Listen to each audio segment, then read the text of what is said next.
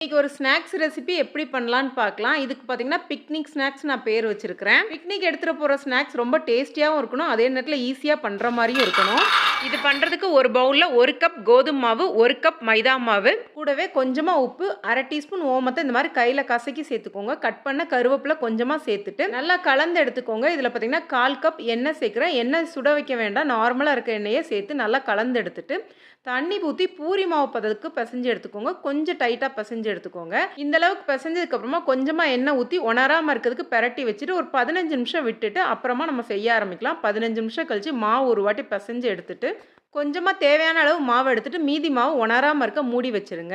இது ஒரு சிசர வச்சு இந்த மாரி கட் பண்ணி எடுத்தீங்கன்னா ரொம்ப ஈஸியாவும் இருக்கும். அதே நேரத்தில இன்ட்ரெஸ்டிங்காவும் இருக்கும். நீங்க பண்ணணும்னு கூட அவசியம் இல்ல. வீட்ல இருக்க குழந்தைங்களே வந்து பண்ண ரெடியா இருப்பாங்க. இப்ப இதுக்கு ஒரு மசாலா ரெடி பண்ணிரலாம். கொஞ்சமா உப்பு, காஷ்மீரி மிளகாய் தூள், சாட் மசாலா சேர்த்து நல்லா கலந்து எடுத்துக்கோங்க. எண்ணெய் நல்லா காஞ்சதுக்கு அப்புறமா இதெல்லாம் போட்டு பொரிச்சு எடுத்துக்கோங்க.